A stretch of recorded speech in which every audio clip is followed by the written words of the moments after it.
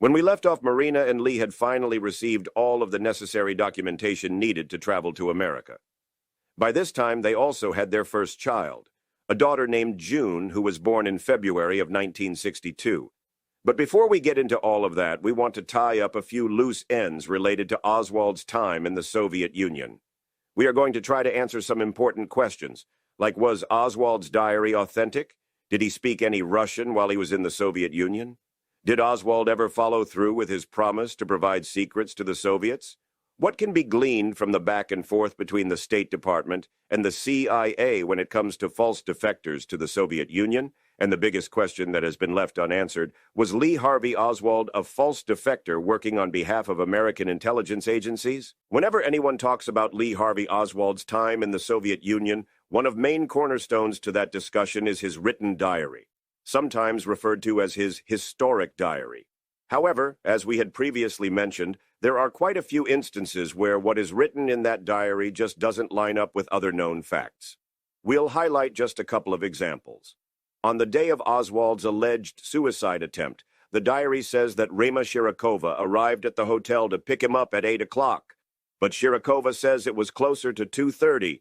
The doctors at the hospital say that Oswald arrived at 4 o'clock. The diary says that Lee stayed at the Hotel Metropole for all of December. But the American Embassy in Moscow's report to the State Department says that Lee checked out of the hotel in early December.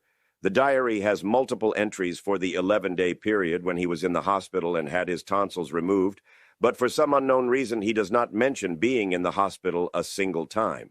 There are numerous other small discrepancies, like the diary saying his travel visa was good for 5 days, when in fact his visa was good for 6 days. The diary saying that he was told by the Soviets that he couldn't remain in Russia, when in fact it was his tour guide Rema Shirokova that told him that. The November 1st, 1959 entry that says Oswald received 3 phone calls from his brother and mother, but Robert and Marguerite actually called him 2 weeks later, not on November 1st. And the instances go on like that a lot throughout the entire diary. The Warren Report hypothesized that Oswald began writing this diary while he was in Minsk, and that the entries from before Minsk were all written at the same time. If that is in fact true, it could possibly explain some of the irregularities in the entries. However, the Warren Report writers have no actual proof to back up this hypothesis, so it really has no credibility from an evidentiary standpoint. Plus, a very strange question about it all is how did they come into possession of the diary in the first place? It was not taken during the many thorough searches of both Oswald's rooming house as well as the house of Ruth Paine where Marina was residing at the time. It was presented to the world by the publication Life magazine on July 10, 1964, and that article was based on copies of the diary obtained from news reporter Hugh Ainsworth. Ainsworth refused to divulge exactly how he came into possession of the diary, so we have no way of knowing if it is even real or some sort of fabrication by a third party who wanted a certain narrative to be presented to the world. It's just a huge question that cannot be answered. It certainly wouldn't be the first time clandestine organizations wrote things to be put out to the public that were complete fabrications. The CIA once stole an entire screenplay and did a bit of a rewrite on it so that the story in the final film would be one they condoned. The screenwriter sued them and eventually won because they stole his entire story. That screenwriter was Mark Grobear, and the film was The Recruit starring Al Pacino and Colin Farrell. And this is the one that they got caught at. There certainly are other instances of intelligence agencies directing a certain narrative on a given subject. We do know that the diary was not recovered from Ruth Paine's house or his rooming house because the documents were not found, initialed, photographed, inventoried, or otherwise documented as being any part of the evidence collected by the Dallas police detectives after the assassination of President Kennedy. But somehow, this news reporter, Hugh Ainsworth, comes into possession of it. Maybe he just found it on a stretcher in a hospital, like what was done with the magic bullet. But on top of all the inconsistencies of the diary itself, Warren Report critics point to potential ties between Hugh Ainsworth and the CIA to suggest that we can't rely on any of the material in that historic diary. Like I have already stated, this wouldn't be the first time something like this has happened. Ainsworth admitted that J. Walton Moore from the CIA Dallas office did contact him about providing information about Cuba when he was there, but Ainsworth denies ever working with the CIA or being paid in any way. But I doubt he provided that article material to Life magazine for free, so it might depend upon how you define being paid. The FBI investigated how exactly Ainsworth came into possession of the diary, and they determined that Assistant District Attorney Bill Alexander gave it to him. This is partially because Alexander shared the payout with Ainsworth when he sold the diary for 5 figures, which at the time was a huge sum of money. The handwriting experts on the House Select Committee on Assassinations also looked at the historic diary. They were only able to look at one page, July 15, 1961 through January 4, 1962, because the other pages were too badly stained with fingerprint developer. That's convenient. These experts generally found that the historic diary was consistent with at least some other documents written by Oswald, but their conclusions certainly were not a 100% match type of thing. But these experts also submitted that the diary was probably written in one sitting and was not a recording of Oswald's activities written in single ongoing entries. But keep in mind that there is no evidence whatsoever of the diary being retrieved as evidenced by the Dallas detectives when they thoroughly searched the Payne house or Oswald's rooming house. So the final conclusion is that this historic diary is a total mystery. The question of how good Lee Harvey Oswald's Russian was has been debated from all sides in multiple instances. In a previous episode, we spoke briefly about Oswald passing a Russian language test when he was in the Marines and impressing Rosalind Quinn with his Russian language skills. There are a lot of witnesses that say Oswald didn't speak any Russian at all while he was in the Soviet Union. For example, when Oswald was in the hospital in Moscow after the attempted suicide, all discussions with Oswald at the Batkinskaya Hospital were in Russian. The doctors wrote, quote, "The patient apparently understands the questions asked in Russian. Sometimes he answers correctly, but immediately states that he does not understand what was asked." In 1998, researcher John Armstrong interviewed Anna Evina Zeiger. She is the daughter of Oswald's former boss at the Belarusian radio and television factory, where Oswald worked in Minsk. She said that Oswald did not speak any Russian at all in Minsk. She said her father would interpret for the rest of the family any time Oswald spoke. And remember, Oswald was visiting the Zeiger home 3 or 4 nights a week, so Anna would definitely know whether or not he spoke Russian. She said he never spoke Russian once in their house.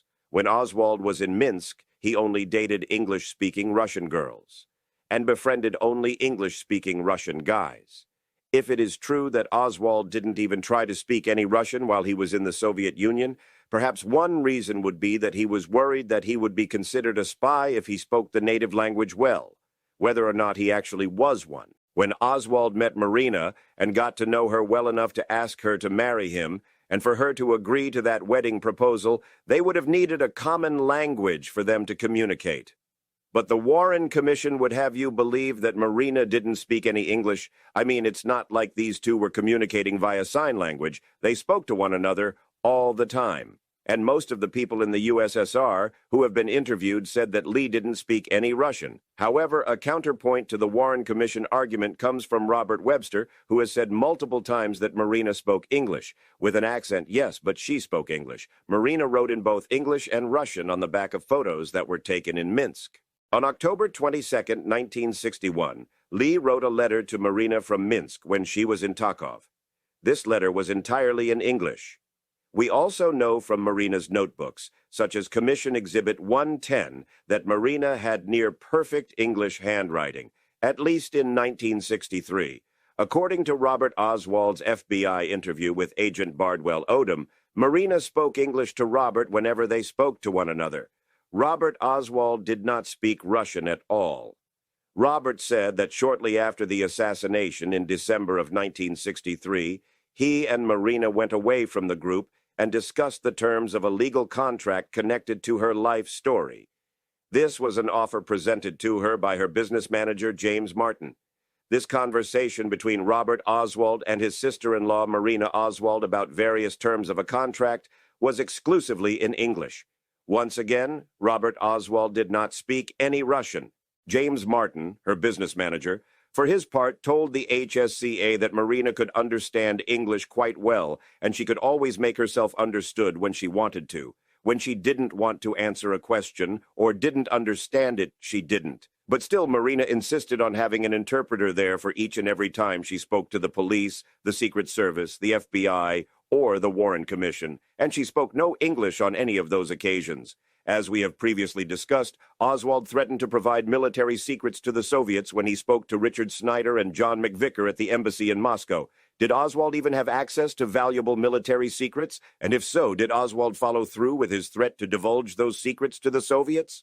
Lieutenant John Donovan told the Warren Commission that when they found out that Oswald had defected to Russia in mid-December of 1959, the Marine Corps and thereby the Navy changed aircraft call signs, codes, radio frequencies, and radar frequencies because he had access to and knowledge of all of that highly classified information. Plus, he knew the locations of all bases in the West Coast area.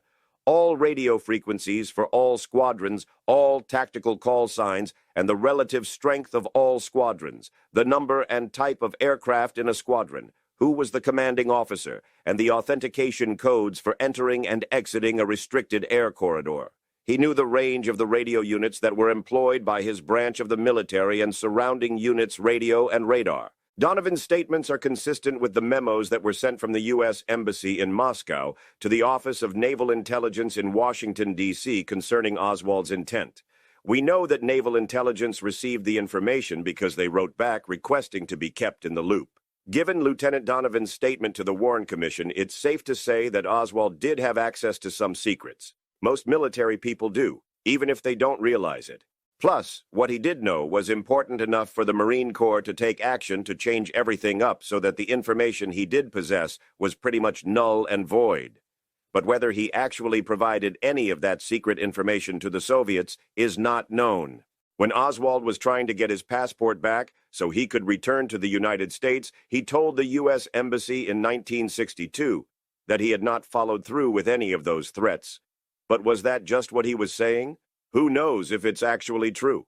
Also, according to former KGB agent and turned CIA asset Yuri Nishenko, Oswald was kept under constant surveillance by Soviet intelligence, but they viewed him as mentally unfit. Nishenko told author Gerald Posner, who is himself a known CIA asset, quote, "The KGB was not interested. I cannot emphasize that enough." Nishenko said that the KGB didn't care that Oswald was ex-military. He said, quote, "First, he wasn't in the Marines any longer, and even if he had come to us in uniform, we still would have had no interest. What was he in the Marine Corps? A major, a colonel. We had better information already coming from KGB sources than he could ever give us." In 1991, the first person to act as a liaison between the CIA and the KGB, Slava Nukanov, told his CIA counterpart that Lee Harvey Oswald was never a KGB asset or agent in any way, shape, or form, though he was watched closely while he was in the Soviet Union. Nukanov also shared that the KGB files revealed that Oswald was a poor shooter when he tried target practice in Minsk. In October of 1960, Otto Optepka, the head of the State Department's Office of Security, found out that 18 U.S. citizens had recently defected to the Soviet Union. This was an unprecedented spike in Soviet defections, and Optepka wanted to know what was going on. He assumed that some of these defections were probably the result of false defectors working with the various intelligence agencies. Optepka was trying to avoid taking any adverse actions that could disrupt the missions of those potential false defectors. To do that, he needed to know who the false defectors were. Optepka informally asked the CIA for a list of false defectors, but he didn't get an answer. His concerns were formally raised on October 25, 1960, in a letter from Hugh Cumming of the State Department's Intelligence and Research Bureau to CIA Director of Plans Richard Bissell. The letter requested detailed information on these 18 defectors, and Lee Harvey Oswald was on the list. Richard Bissell, the recipient of this letter at the CIA, is the same person that James Angleton's deputy Ray Roca cryptically implied to the HSCA may have had contact with Lee Harvey Oswald. Bissell turned the request regarding the 18 defectors over to Angleton's Counterintelligence Division and Sheffield Edwards' Office of Security. In a surprising move, Bissell did not involve the Soviet Russia Division. Even though they are the ones that have jurisdiction over an issue dealing with Soviet defectors, why would the Soviet-Russia division of the CIA not be kept in the loop on this interagency request about American defectors to the Soviet Union? I mean, that's like having transmission problems with your car, and you take it to a bicycle mechanic to get it repaired. It makes no sense whatsoever. The research project was then turned over to Robert Bannerman, who was Sheffield Edwards' deputy. He then turned it over to the security research staff within the Department of Security, led by Paul Gaynor. Gaynor then assigned the actual work to staffer Marguerite Stevens, but her assignment was worded in a strange way. Stevens was told to look up information on these 18 defectors that were requested by the State Department, but there was just one small caveat. Quote, other than Vernon F. Mitchell and William H. Martin and 5 other defectors, which Mr. Optepka already has information on in his files. Lee Harvey Oswald was one of those 5 people on the list that Margaret Stevens was told to ignore in her research. We looked, and we could not find any information that determined if Optepka had already been given information on Mitchell Martin, or any of the 5 mystery defectors. That narrative appears to be a cover story that was designed to make sure the CIA did not provide answers on the 7 defectors who Stevens was told to avoid researching. It was bureaucratic sleight of hand, if you ask me, and the CIA does this sort of thing all the time. We do not know if those 7 people were definitely false defectors, but why else would their identities be surreptitiously taken out of this research project under what looks like false pretenses? Eventually, the CIA sent a full response to the State Department, apparently without researching 7 of the 18 names. Oswald was number 10 on the list, and there was a notation next to his name that read, secret. For what it's worth, there were 7 people marked secret, 2 who were marked confidential, one of them was Robert Webster, and 7 who were marked unclassified. And there were 2 others who were not included at all. So, for a quick recap, Optepka knew that the false defector numbers were too high to be realistic, and given that the Soviets have false defectors coming to America, he thought it was likely that the CIA had false defectors going to the Soviet Union. It was, after all, the peak of the Cold War. When Optepka asked the CIA for information, they bypassed the Soviet-Russia division and go to the Office of Security and Counterintelligence for some reason. Then, the person who finally does the research project is told to not look at Oswald's records, among other people. It certainly seems as though the CIA was hiding something related to these 7 people on the list, including Oswald. After the CIA responded to Optepka's inquiry about the 18 defectors, his career took a negative turn. In 1958, Optepka was awarded a Meritorious Service Award for his work leading the Office of Security by Secretary of State John Foster Dulles. The award was given for detail, loyalty, devotion to duty, and sound judgment. After Optepka requested the defector files from the CIA, he found that his access to sensitive cases was suddenly limited. He was asked to transfer to another division within the State Department, and he refused. Optepka found hidden listening devices in his office that had never been there before. He was also assigned to work closely with former NSA employee David Bile. One night when he was working late and returned to his office after going to dinner, he found David Bile and an NSA employee in his office, without a good reason to be there. Optepka noticed that his safe had been drilled into and someone had stolen the only material he had in his safe, which was the study of these 18 American defectors to the Soviet Union, including Lee Harvey Oswald. It was later revealed that Optepka's boss, John Francis Riley, was the one who took the materials that were in his safe. This happened 3 weeks before President Kennedy was assassinated. Optepka was fired from the State Department. He later told journalist Sarah McClendon that he knew who killed President Kennedy. But then Optepka declined to comment on the assassination on the record.